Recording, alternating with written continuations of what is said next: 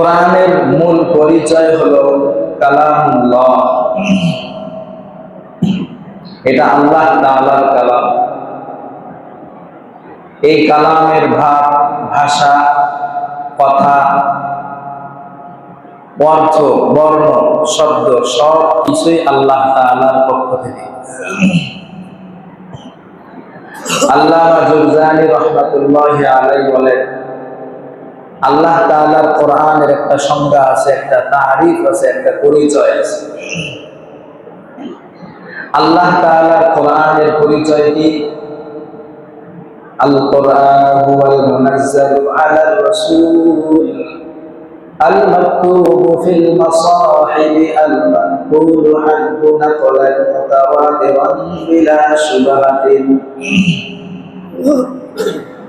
আল্লামা জুরজানি রাহমাতুল্লাহি আলাইহি বলেন, কোরআন বলা হয় এমন একটা কিতাবকে, আল মুনাজ্জালু আলার রাসূল, যে কিতাব নাজিল করা হয়েছে মুহাম্মদুর রাসূলুল্লাহ সাল্লাল্লাহু আলাইহি ওয়াসাল্লামের উপর। আল মাকতুবু ফিল মাসাহিব, যে কোরআন লিপিবদ্ধ আছে লাওহে মাহফুজে।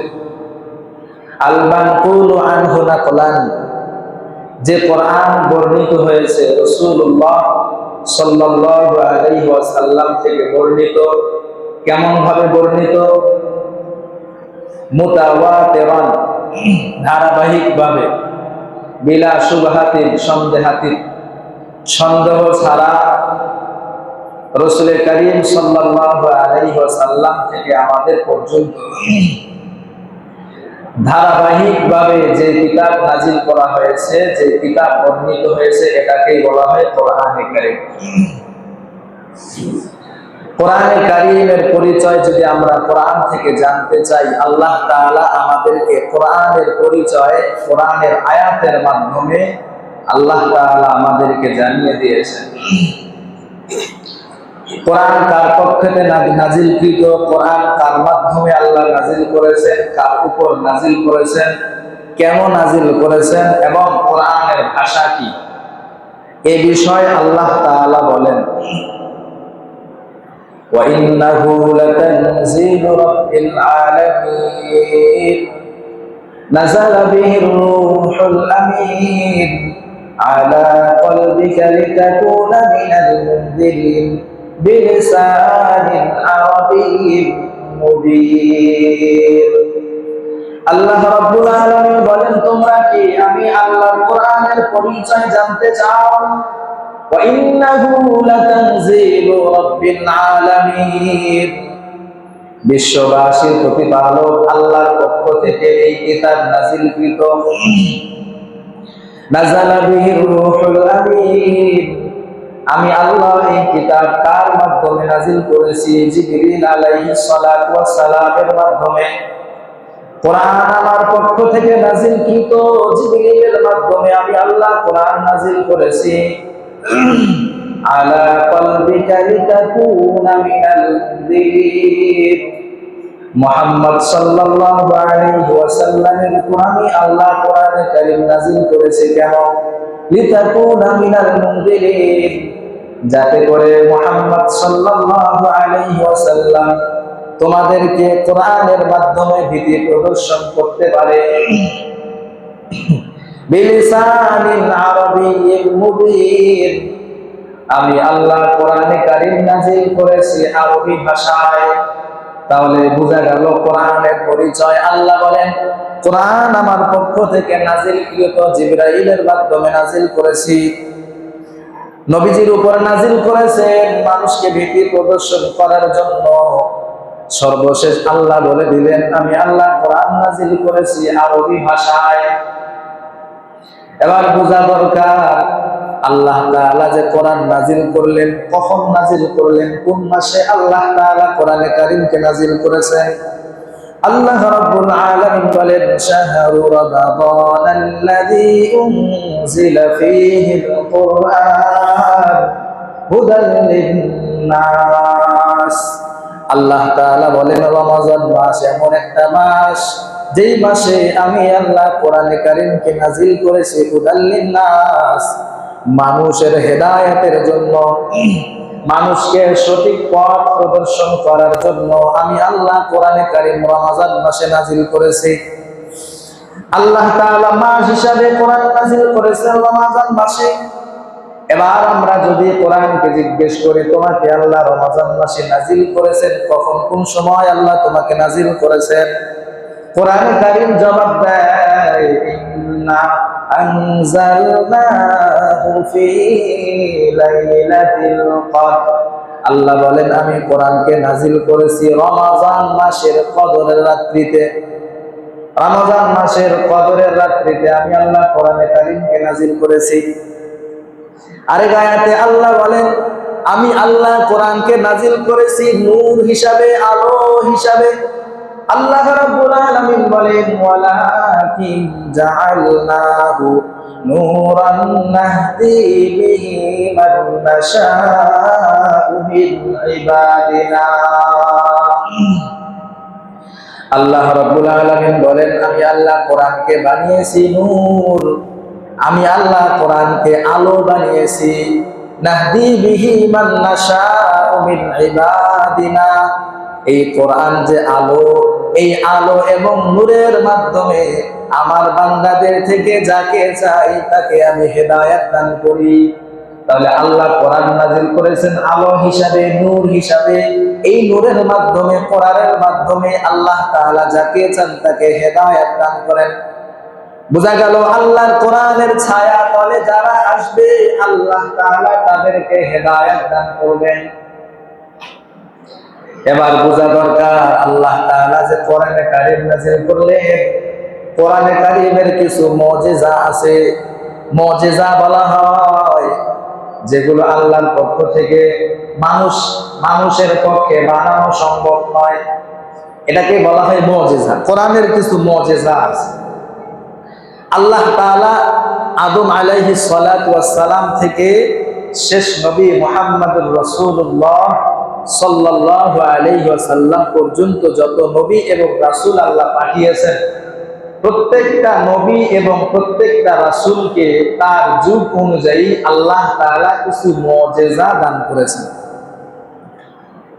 যেমন ঈসা আলাইহিস সালাতু ওয়াস সালামকে আল্লাহ তাআলা মুজিজা দান করেছিলেন, মৃত ব্যক্তিকে তিনি জীবিত করতে পারতেন। ইব্রাহিম আলাইহিস সালাতু ওয়াস সালামকে আল্লাহ মুজিজা দান করেছিলেন, আগুনের মধ্যে ফালায় দেওয়ার পরেও ইব্রাহিম আলাইহিস সালাম আগুনের মধ্যে জ্বলে নাই। মুসা আলাইহিস সালাতু ওয়াস সালামকে আল্লাহ মুজিজা দান করেছিলেন লাঠি, এবং তার হাত যদি বগলের মধ্যে ঢুকাইতেন তো আলোর রশ্মি বের হয়ে আসতো। সব নবীকে আল্লাহ তাআলা কিছু কিছু মুজিজা দান করেছেন। আল্লাহ রাব্বুল আলামিন বলেন, ওয়া রাসূলান ইলা বানি ইসরাঈল। আল্লাহ রাব্বুল আলামিন বলেন, ওয়া রাসূলান ইলা বানি ইসরাঈল। বনি ইসরাঈলের কাছে আল্লাহ তাআলা ঈসা পয়গম্বরকে পাঠাবেন রাসূল হিসাবে। ঈসা আলাইহিস সালাতু ওয়াস সালামকে আল্লাহ তাআলা বনি ইসরাঈলের নিকট রাসূল হিসাবে পাঠাবেন। এই কথা বলে দেওয়ার জন্য যে আন্নী ক্বাদ জিতুকুম বিআয়াতিন মির রাব্বিকুম, আমি তোমাদের কাছে এসেছি আয়াত নিয়ে, আল্লাহ তাআলার আয়াত নিয়ে আমি তোমাদের কাছে এসেছি। আল্লাহ আমাকে কিছু স্পেশাল মুজিজা দান করেছেন। আন্নী আখলুকু লাকুম মিনাত তিন কাহাইয়াতিত তায়র। ঈসা আলাইহিস সালাতু ওয়াস সালাম বলেন, আমি তোমাদের সামনে কাদা মাটি থেকে পাখির আকৃতি তৈরি করব। আমি তোমাদের সামনে পাখির ন্যায় কাদা মাটি থেকে পাখির ন্যায় আকৃতি তৈরি করব। ফানফুখু ফীহি ফায়াকুনু তায়রান বিইذنিল্লাহ। কাদা মাটি থেকে আমি যখন পাখি বানাবো, পাখির মধ্যে আমি যদি ফু দেই, ফু দেওয়ার সাথে সাথে এই কাদা মাটি থেকে পাখির আকৃতিটা পাখি হয়ে যাবে। সুবহানাল্লাহ। মানে আমি কাদা মাটি থেকে যদি পাখির আকৃতি বানাই, এর ভিতরে যদি আমি ফু দেই তাহলে এটা পাখি তৈরি হয়ে যাবে, জীবন্ত পাখি তৈরি হয়ে যাবে। এটা এক নাম্বার মুজিজা আল্লাহ আমাকে দান করেছেন বিইذনিল্লাহ। এরপরে ঈসা আলাইহিস সালাম বলেন, আল্লাহ আমাকে এটা 1 নাম্বার মুজিজা দান করেছেন। 2 নাম্বার মুজিজা দান করেছেন, আমি যদি ওয়াউবরিউল আকমাহা, আমি কোন কুষ্ঠ রোগীর গায়ে যদি হাত বুলিয়ে দেই তাহলে ওই কুষ্ঠ রোগী ভালো হয়ে যায়। সুবহানাল্লাহ। কুষ্ঠ রোগীর গায়ে যদি আমি হাত বুলিয়ে দেই কুষ্ঠ রোগী ভালো হয়ে যাবে। ওয়াল আবরাসা, যদি কোনো এমন রোগী দেখা যায়, অন্ধ রোগী, অন্ধ চোখ অন্ধ, জন্মান্ধ রোগী, ওই জন্মান্ধ রোগীর চোখের মধ্যে যদি আমি পয়গম্বর হাত বুলিয়ে দিই তাহলে সাথে সাথে তার চোখ ভালো হয়ে যায়। সুবহানাল্লাহ। তাহলে 1 নাম্বার, কাদা মাটি থেকে পাখি তৈরি করার পর ফু দিলে সেটা পাখি তৈরি হয়ে যায়। 2 নাম্বার, কুষ্ঠ রোগীকে হাত বুলিয়ে দিলে তার রোগ ভালো হয়ে যায়। 3 নাম্বার, জন্মান্ধ রোগীকে যদি আমি তার চোখে হাত বুলিয়ে দিই তাহলে তার চোখ ভালো হয়ে যায়।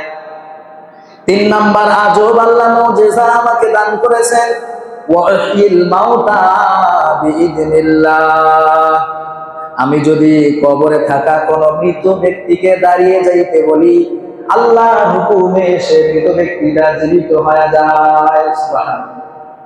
ওয়া উনাব্বিউকুম বিমা তাকুলুনা ওয়া মা তাদাখিরুনা ফি বুয়ুতিকুম। 5 নাম্বার, আল্লাহ আমাকে মুজিজা দান করেছেন, তোমরা বাড়িতে যা যা খাও এবং বাড়িতে যে সম্পদ জমা করে রাখো। আমরা বাড়ি থেকে ভাত খেয়ে আসছি না, ঈসা পয়গম্বর বলেন তোমরা বাড়িতে যা যা খাবার খাও, বাড়িতে যে সম্পদ জমা করে রাখো, বিমা তাদাখিরুনা ফি বুয়ুতিকুম, বাড়ির মধ্যে যে সম্পদ তোমরা জমা করে রাখো, যা খাও যা জমা করে রাখো সব কিছু তোমাদের সামনে আমি বর্ণনা করতে পারবো। সুবহানাল্লাহ। এরকম মুজিজা আল্লাহ ঈসা আলাইহিস সালামকে দান করেছে। এখন একজন ব্যক্তি যদি বাড়ি থেকে আসে, বাড়িতে কি খাইছে, বাড়ির কত সম্পদ জমা করে রাখছে, ঈসা আলাইহিস সালাম সব বলে দিতে পারে। এরকম একটা মুজিজা ঈসা আলাইহিস সালামকে আল্লাহ তাআলা দান করেছে। আল্লাহ তাআলা বলেন, ইন্না ফি যালিক, এর মধ্যে রয়েছে উপদেশ, ইন কুনতুম মুমিনিন, যদি তোমরা মুমিন হয়ে থাকো এর মধ্যে রয়েছে তোমাদের জন্য উপদেশ। কারণ আল্লাহ তাআলা প্রত্যেকটা নবীকে মুজিজা দান করার কারণে পিছনে কিছু কারণ আছে। কারণ হলো যে নবী উম্মতের সামনে মুজিজা পেশ করবে, এই মুজিজা অলৌকিক বিষয়, অলৌকিক ঘটনাগুলো দেখে দেখে উম্মত ওই নবীর উপর ঈমান আনবে। এজন্য আল্লাহ তাআলা প্রত্যেকটা নবীকে আলাদা আলাদা তার যুগ অনুযায়ী মুজিজা দান করেছেন। তাহলে ঈসা আলাইহিস সালামকে আল্লাহ তাআলা 5টা মুজিজা দান করেছেন। পাখিকে কাদা থেকে পাখি তৈরি করতে পারতেন, কুষ্ঠ রোগীকে ভালো করতে পারতেন, জন্মান্ধ রোগীকে ভালো করতে পারতেন, বাড়িতে যা খাই যা জমা করে রাখি সব কিছু ঈসা আলাইহিস সালাতু ওয়াস সালাম বলে দিতে পারতেন। এই মুজিজা আল্লাহ ঈসা নবীকে দান করেছেন। ইব্রাহিম আলাইহিস সালামকে আল্লাহ মুজিজা দান করেছেন। শীশ আলাইহিস সালাতু ওয়াস সালামকে আল্লাহ মুজিজা দান করেছেন। মুসা পয়গম্বরকে আল্লাহ মুজিজা দান করেছেন। এরকম ভাবে আল্লাহ প্রত্যেকটা নবীকে মুজিজা দান করেছেন। আল্লাহ তাআলা আমাদের নবীকে স্পেশাল কিছু মুজিজা দান করেছেন। সুবহানাল্লাহ। আল্লাহ যদি অতীত জামানার সব নবীকে স্পেশাল কিছু মুজিজা দান করতে পারেন, আমার আপনার নবী তো শ্রেষ্ঠ নবী, সেরা নবী, নবী কুলের শিরোমণি, তা আমাদের নবীকে কি আল্লাহ স্পেশাল মুজিজা দিবেন? অবশ্যই দিবেন। কি মুজিজা দিবেন? দিবেন আল্লাহর পরে আসছে। রাসূল কারীম সাল্লাল্লাহু আলাইহি ওয়াসাল্লাম বলেন, মা মিনাল আমবিয়াই নাবিয়্যুন ইল্লা উতিয়া মা মিসলুহু। আল্লাহর নবী বলেন, আল্লাহ তাআলা প্রত্যেকটা নবীকে তার যুগের চাহিদা অনুযায়ী মুজিজা দান করেছেন। আমানা আলাইহিল বাশার, যা দেখে দেখে প্রত্যেকটা উম্মত ওই নবীর উপর ঈমান আনবে। এবার শোনো আল্লাহ আমাকে কি মুজিজা দান করেছেন। ওয়া ইন্নামা কানা আল্লাযী উতিতু ওয়াহইয়া আওহাহুল্লাহ। আল্লাহর নবী বলেন, আল্লাহ আমাকে মুজিজা দান করেছেন, স্পেশাল মুজিজা, যেই মুজিজা পূর্ববর্তী কোন নবীকে আল্লাহ দান করেন নাই। আল্লাহর রাসূল বলেন উতিতু ওয়াহিয়া, আল্লাহ আমাকে যে স্পেশাল মুজিজা দান করেছেন সেই মুজিজার নাম হলো কোরআনে কারীম। সুবহানাল্লাহ। কোরআন কেমন মুজিজার সামনে আসতেছে। আল্লাহর রাসূল বলেন আল্লাহ আমাকে যে স্পেশাল মুজিজা দিয়েছেন, মুজিজার নাম কি? কোরআন। আওহাবুল্লাহ, যে মুজিজা আল্লাহ আমাকে দান করেছেন, ফারজু আন আকুনা আকসারাহুম তাবিআন ইয়াউমাল কিয়ামাহ, যেহেতু আল্লাহ তাআলা আমাকে আলাদা স্পেশাল একটা মুজিজা দান করেছেন, কোরআনের মতো একটা মুজিজা দিয়েছেন, যার কারণে আমি পয়গম্বর আশা রাখি হাসরের ময়দানে আল্লাহ তাআলা যত নবী দুনিয়াতে পাঠিয়েছেন সমস্ত নবীর উম্মতের থেকে আমি নবীর উম্মত বেশি হবে। সুবহানাল্লাহ। যেহেতু আল্লাহ আমাকে শ্রেষ্ঠ মুজিজা দিয়েছেন, তার মানে এটা আমি আশাবাদী, আশা রাখি কিয়ামতের দিন অন্যান্য নবীদের তুলনায় আমি পয়গম্বরের উম্মত বেশি হবে। সুবহানাল্লাহ। এবার কি কোরআন যে মুজিজা, কেমন মুজিজা? কোরআনের অলৌকিক, কোরআনের কিছু অলৌকিক ক্ষমতা আছে, কিছু মুজিজা আছে যে মুজিজা পূর্ববর্তী কোন নবীর উম্মতের কিতাবে ছিল না। যে যা ছিল আমাদের আল্লাহ আমাদের উপর যে কিতাব নাজিল করেছেন কোরআন, এই কোরআনের এক নাম্বার মুজিজা হলো এই কোরআনটাই আল্লাহর পক্ষ থেকে দেওয়া মুজিজা। কেমনে? কোরআন নাজিল হওয়ার পর থেকে নিয়ে আজ পর্যন্ত অনেক মানুষ কোরআনের মতো কোরআন বানাইতে চেয়েছে, কোরআনের মতো কোরআনের আয়াত বানাইতে চেয়েছিল, কোরআনের মতো সূরা বানাইতে চেয়েছিল, কিন্তু আজ পর্যন্ত না, কিয়ামত পর্যন্ত কোরআনের মতো কোরআন কেউ বানাইতে পারবে না। এটা আল্লাহ কোরআন নাজিল করার পরেই চ্যালেঞ্জ দিয়েছেন মানুষদের। আল্লাহ তাআলা বলেন কুল্লা ইন জাতামাতিল ইনসু ওয়াল জিন্নু আলা আইয়াতু বিমিসলি হাদাল কুরআন লা ইয়াতুনা বিমিসলিহি। আল্লাহ রাব্বুল আলামিন বলেন দুনিয়াতে যত মানুষ আছে, যত জিন আছে, যত ইনসান আছে, সব মানুষ সব জিন যদি একত্রিত হয়ে যায় আলা আইয়াতু বিমিসলি হাদাল কুরআন, আমি আল্লাহর কোরআনের মতো কোরআন বানানোর জন্য জিন এবং মানুষ সবাই যদি একত্রিত হয়ে যায় লা ইয়াতুনা বিমিসলিহি, আমি আল্লাহর কোরআনের মতো কোরআন কেউ বানাইতে পারবে না। সুবহানাল্লাহ। আমি আল্লাহর কোরআনের মতো কোরআন কেউ বানাইতে পারবে না। ওয়ালাউ কানা বা'দুহুম লিবা'দিন যাহিরা, যদিও তোমরা একে অপরকে সাহায্য করে করো না কেন, পৃথিবীর শুরু থেকে নিয়ে কিয়ামত পর্যন্ত যত মানুষ যত জিন দুনিয়াতে আগমন করবে, সমস্ত মানুষ সমস্ত জিন একত্রিত হয়ে যদি আল্লাহর কোরআনের মতো কোরআন বানাইতে চায়, আল্লাহ বলেন লা ইয়াতুনা বিমিসলিহি, না না, কখনোই তোমরা আমার কোরআনের মতো কোরআন বানাইতে পারবা না। সুবহানাল্লাহ। এটা আল্লাহ তাআলা প্রথম চ্যালেঞ্জ দিয়েছেন। এরপরে আল্লাহ বলছেন না, পুরা কোরআন বানানোর দরকার নাই, আমার কোরআনের 10টা সূরা বানাও। আল্লাহ রাব্বুল আলামিন বলেন আম ইয়াকুলুনা ইফতারা কুল ফাতু বিআশরি সুওয়ারিন মিসলিহি মুফতারায়াতিন ওয়াদউ মান ইসতাতাতুম মিন দুনিল্লাহ ইন কুনতুম সাদিকিন। মক্কার কাফেররা আল্লাহ যে কোরআন নাজিল করেছেন এই কথা বিশ্বাস করতেই চায় না।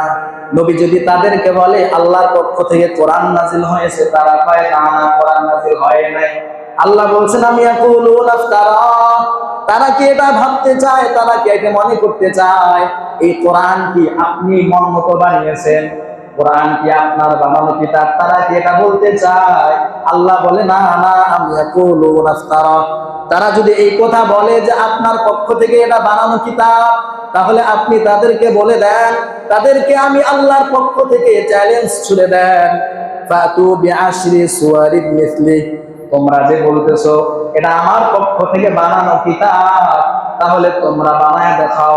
পুরা কোরআন বানানোর দরকার নাই, আল্লাহর কোরআনের 10টা সূরা বানায় দেখাও।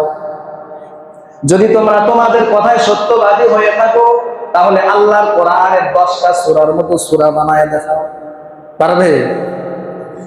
আল্লাহ তাই না, 10টা না, 10টা সূরা বাদ দিলাম, একটা সূরা। وإن كنتم في ريب مما نزلنا على عبدنا فأتوا بسورة من مثله وادعوا شهداءكم من دون الله إن كنتم صادقين। আল্লাহ বলেন পুরা কোরআনের মতো কোরআন বানাইতে তো পারবাই না, বাদ দিলাম। আমার কোরআনের 10টা সূরার মতো সূরা বানাইবা পারবা না, বাদ দিলাম। একটা সূরা বানায় দেখাও। وإن كنتم في ريب مما نزلنا على عبدنا, আমি আমার বান্দা মুহাম্মাদের উপরে যে কোরআন নাজিল করেছি এই কোরআনের একটা সূরার মতো সূরা বানায় দেখাও।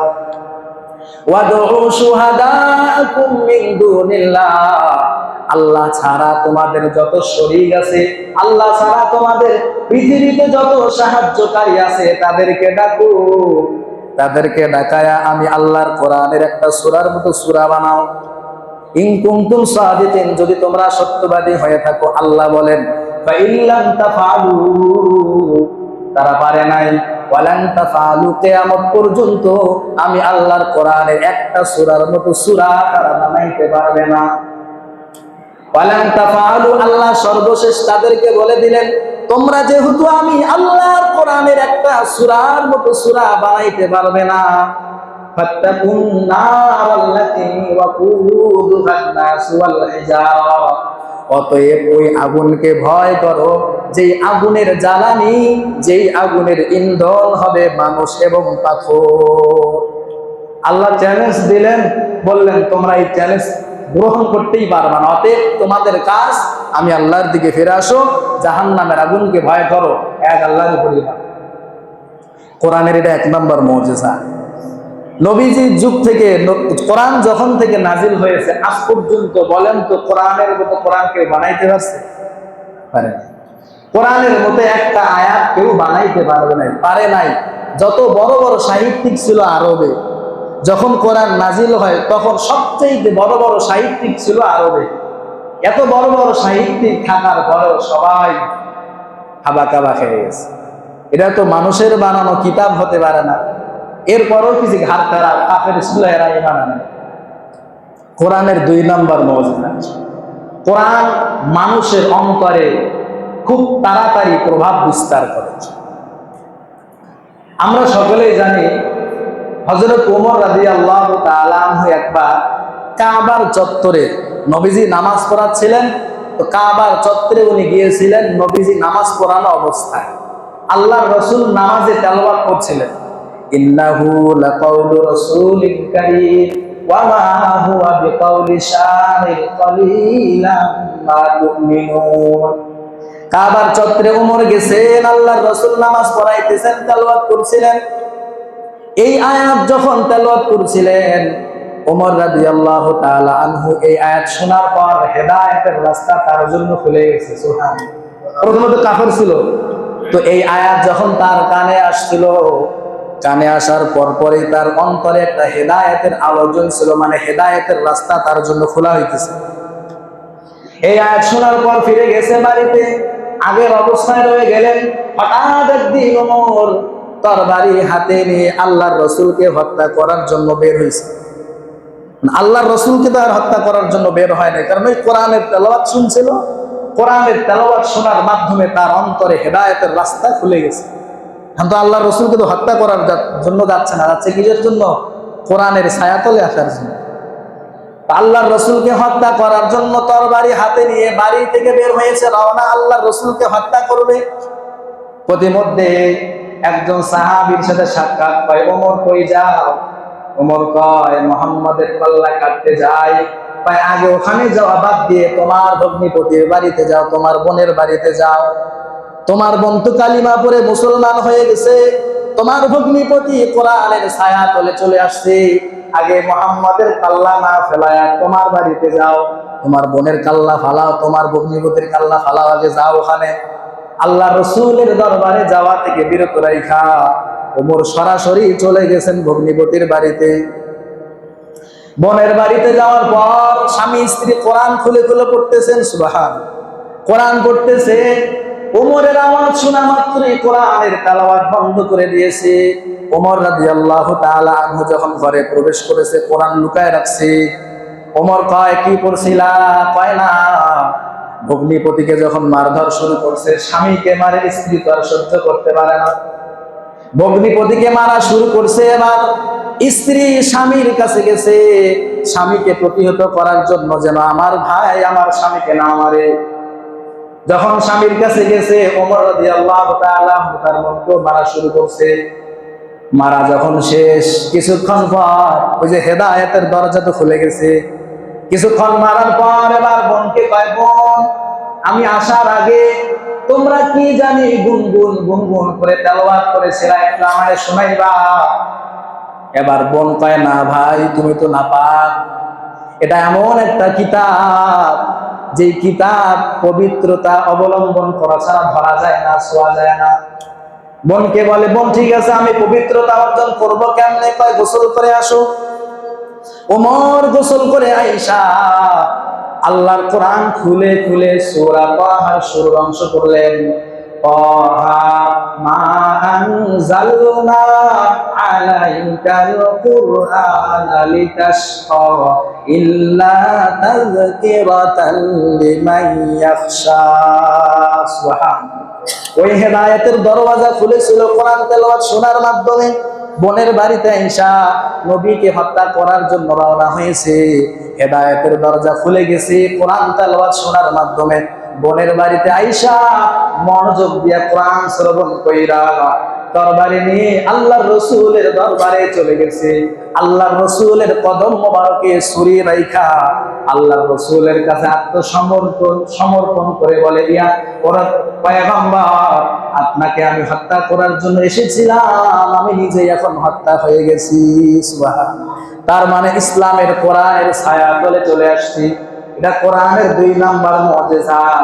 মুসলিম হোক অমুসলিম হোক, যে কোরআনের তেলাওয়াত শ্রবণ করবে তার অন্তরে হেদায়েতের আলো জ্বলবে। আল্লাহর রাসূলের একজন সাহাবী সুবাইর ইবনে মুতঈম, আল্লাহর রাসূল মাগরিবের নামাজ পড়াচ্ছিলেন। মাগরিবের নামাজে আল্লাহর রাসূল তেলাওয়াত করেছিলেন, আম খুলিকু মিন গায়রি শাইইন আম হুমুল খালিকুন আম খালাকুস সামাওয়াতি ওয়াল আরদা বাল লা ইউকিনুন। আল্লাহর রাসূল মাগরিবের নামাজে যখন তেলাওয়াত করছিলেন, জুবাইর ইবনে মুতঈম রাদিয়াল্লাহু তাআলা আনহু কোরআনের আয়াত শ্রবণ করলেন। মুতঈম রাদিয়াল্লাহু তাআলা আনহু বলেন, আল্লাহর রাসূল যে মাগরিবের নামাজে আমি মুতঈম যে আল্লাহর রাসূলের কোরআনের তেলাওয়াত শ্রবণ করেছিলাম, ওই কোরআনের তেলাওয়াত শ্রবণ করার সাথে সাথে আমার অন্তরে হেদায়েতের আলো জ্বলে উঠেছিল। সুবহানাল্লাহ। যেই কোরআন শ্রবণ করবে তার অন্তরে হেদায়েতের আলো জ্বলবে। এটা কোরআনের 2 নাম্বার মুজিজা। কোরআনের 3 নাম্বার মুজিজা, আল্লাহ কোরআন নাযিল করেছেন, কোরআনের হেফাজতের দায়িত্ব আল্লাহ নিয়েছেন। সুবহানাল্লাহ। আল্লাহ বলেন, ইন্না নাহনু নাযালনা যিকরা ওয়া ইন্না লাহু লাহাফিজুন। আল্লাহ বলেন, আমি আল্লাহ কোরআন নাযিল করেছি, কোরআন হেফাজতের দায়িত্ব আমি আল্লাহ নিয়েছি। তার মাধ্যমে দুনিয়াতে এমন কিছু বান্দা থাকবে হাফেজে কোরআন, এই হাফেজে কোরআনদের মাধ্যমে আমি আল্লাহ আমার কোরআনকে হেফাজত করব। সুবহানাল্লাহ। যার দৃষ্টান্ত হলো 6 বছরের বাচ্চার সিনার মধ্যে 30 পারা কোরআন। কি বলেন, এটা কি সম্ভব ছিল? 6 বছরের বাচ্চার সিনার মধ্যে 30 পারা কোরআন, এটা সম্ভব ছিল না। আল্লাহ মুজিজা দেখায়া দিয়েছেন। আমি আল্লাহ যে দুনিয়ার মানুষকে বলেছিলাম কোরআন নাযিল করেছে আমি, কোরআনের হেফাজতের দায়িত্ব আমার। আমি আল্লাহ স্পেশাল কিছু বান্দা থাকবে যাদের মাধ্যমে আমি আল্লাহ কোরআনকে হেফাজত করব। সুবহানাল্লাহ। যার দৃষ্টান্ত হলো বর্তমান কত ছোট ছোট বাচ্চা 5 বছর 6 বছর 1 মাসে কোরআন হেফজ করে ফেলে, 3 মাসে কোরআন হেফজ শেষ, 1 বছরে কোরআন হেফজ শেষ। বলেন তো 5 থেকে 6 পৃষ্ঠার একটা বই কেউ শুরু থেকে শেষ পর্যন্ত আজ পর্যন্ত মুখস্থ করতে পারছে? বাংলা বই 1-2 বই, ছোট বই না, শুরু থেকে শেষ পর্যন্ত মুখস্থ করছে কেউ? করছে বিনা ভুলে? কিন্তু আল্লাহ তাআলা এমন একটা মুজিজা দেখাইতেছেন, 30 পারা কোরআন, কত আয়াত, 600 উপরে পৃষ্ঠা, কত সূরা, আমি আল্লাহ কিছু বান্দা নির্ধারণ করে রেখেছি যাদের সিনার মধ্যে আমি আল্লাহ এই কোরআনে পাক তাদের সিনার মধ্যে আমানত রাখবো। সুবহানাল্লাহ। এই হলো কোরআনের 2 নাম্বার মওজুদ। 3 নাম্বার মওজুদ, সর্বশেষ কথা, কোরআন আল্লাহর পক্ষ থেকে নাজিলকৃত। কোরআনের অবমাননা এটা কোনো মানুষের পক্ষে সম্ভব না। যদি কেউ করে, কোরআনকে নিয়ে যদি কেউ ব্যঙ্গ করে, রসুলকে নিয়ে যদি কেউ ব্যঙ্গ করে, ইসলাম ধর্মকে নিয়ে যদি কেউ ব্যঙ্গ করে, সাথে সাথে মুরতাদ, সাথে সাথে কাফের। আল্লাহ বলেন, কুল আবিল্লাহি ওয়া আয়াতিহি ওয়া রাসূলিহি, তারা কি আল্লাহ, আল্লাহর রাসূল এবং কোরআনকে নিয়ে ব্যঙ্গ করে তাচ্ছিল্য করতে চায়? আল্লাহ বলে, যারা লা তা'তাদিরু, কোনো অপারগতা চলবে না। তুমি তো কোরআনকে ব্যঙ্গ করে, ইসলামকে ব্যঙ্গ করে, আল্লাহর রাসূলকে ব্যঙ্গ করে মুরতাদ হয়ে গেছো, কাফের হয়ে গেছো। কোরআনকে ব্যঙ্গ করার সাথে সাথে সে কি? মুরতাদ, কাফের। ومن يرتد منكم عن دينه فيمت وهو كافر فأولئك حبطت أعمالهم في الدنيا والآخرة وأولئك أصحاب النار هم فيها خالدون। আল্লাহ রাব্বুল আলামিন বলেন, কোরআনকে অবমাননা করে যারা, তারা হয়ে যায় মুরতাদ।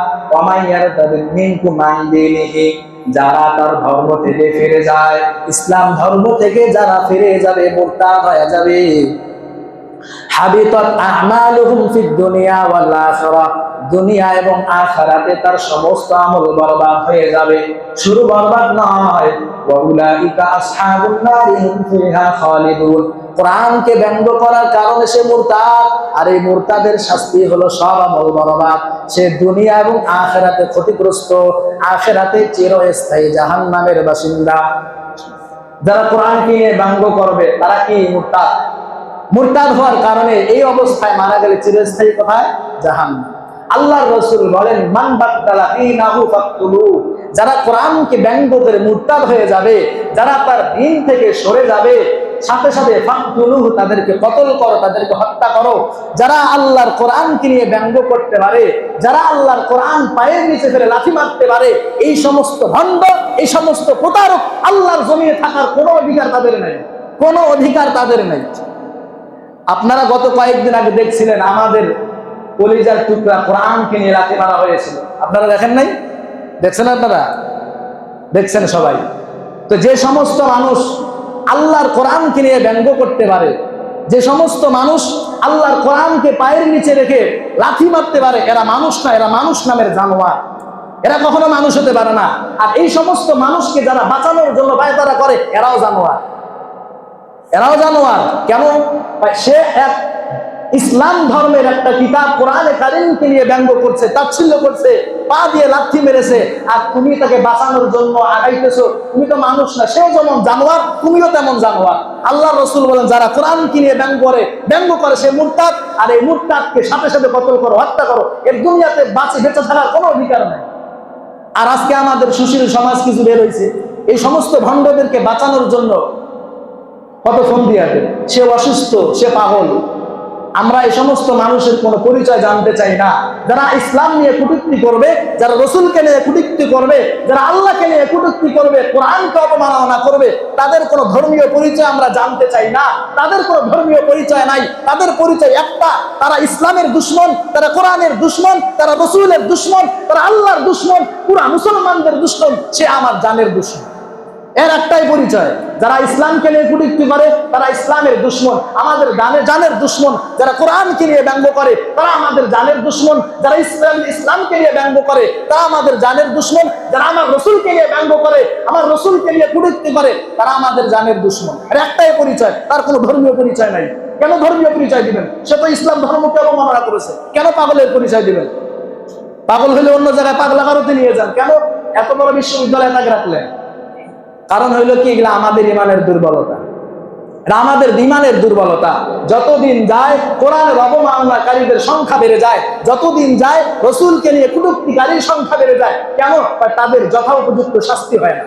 যদি তাদেরকে শাস্তি দেওয়া হইতো, পুরা পৃথিবীর মানুষ জানতো যে এই লোকটা কোরআনকে অবমাননা করার কারণে তাকে তাকে ফাঁসিতে ঝুলানো হয়েছে, বলেন তো এর পরবর্তীতে কেউ কি কোরআনকে নিয়ে অবমাননা করতে পারবে? পশ্চিম কালেও না। যদি ইসলামকে নিয়ে কটূক্তি করে আর এই ব্যক্তিকে যদি লক্ষ লক্ষ পুরা পৃথিবীর মানুষের সামনে যদি তাকে ফাঁসির কাস্টে ঝুলানো হতো, বলেন তো এই পরবর্তীতে কোনো মানুষ কি ইসলামকে নিয়ে কটূক্তি করতে পারবে? পারবে। এ হলো আমাদের অবস্থা। আল্লাহ তাআলা এই সমস্ত জালেমদেরকে আল্লাহ তাআলা আমাদেরকে হেফাজত করুক। সকলে বলেন আমিন। আমাদেরকে সোচ্চার হতে হবে। কোন মানুষ সে যেই ধর্মের হোক না কেন, আমাদের ইসলাম ধর্মকে নিয়ে যেন কটূক্তি করতে না পারে, আমাদের কোরআনকে নিয়ে যেন কটূক্তি করতে না পারে, আমাদের জানের প্রাণের স্পন্দন মুহাম্মদুর রাসূলুল্লাহ সাল্লাল্লাহু আলাইহি ওয়াসাল্লামকে নিয়ে যেন কোনো মানুষ কটূক্তি করতে না পারে। পারবো তো ইনশাআল্লাহ। আমাদেরকে সোচ্চার হতে হবে, এটা আমাদের ইমানের দাবি। আল্লাহ আমাদের সবাইকে সঠিক সমঝ বুঝ দান করুক। সকলে বলেন আমিন।